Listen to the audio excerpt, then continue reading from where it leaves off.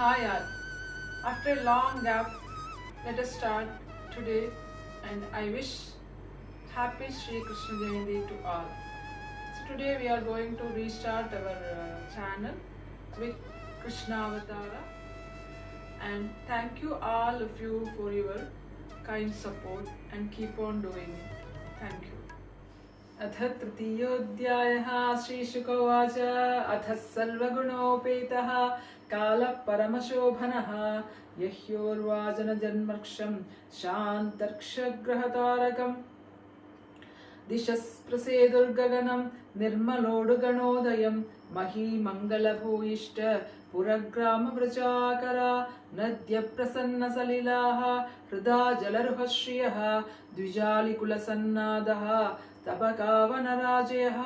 ववौ वायुस्सुखस्पर्शः पुण्यगन्धवः शुचिः अग्नयश्च द्विजादीनां शान्तास्तत्र समिन्धत मनांस्यासन् नृसन्नानि साधूनामसुरद्रुहां जायमाने जने तस्मिन् नेदुर्दुन्दुभयो दिवि जगुकिन्नरगन्धर्वाः तुष्टुवुः सिद्धचारणाः विद्याधर्यश्च ननुतुः अप्सरोऽभिसमं तदा मुमुचुर्मुनयो देवाः सुमनांसि मुदान्विताः मन्दं मन्दं जलधरा जगर्जुरनुसागरम् अवतार श्लोकम् निशीथे तम उद्भूते जायमाने जनार्दने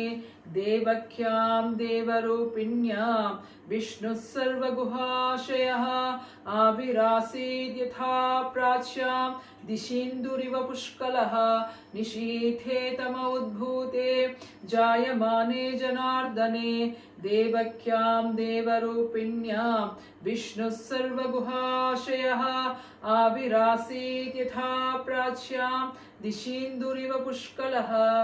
तमद्भुतं बालकमम्बुजेक्षणं चतुर्भुजं शङ्खगदार्युधायुतं श्रीवत्सलक्ष्मं गलशोभिकौस्तुभं पीताम्बरं सान्द्रपयोदसौभगं महार्हवैडूर्यकिरीटकुण्डलद्विषा परिष्वक्त सहस्रकुन्दलम् उद्धामकाञ्चङ्गदकङ्कणादिभिः विरोचमानं वसुदेवैक्ष्यत नारायण नारायण नारायण नारायण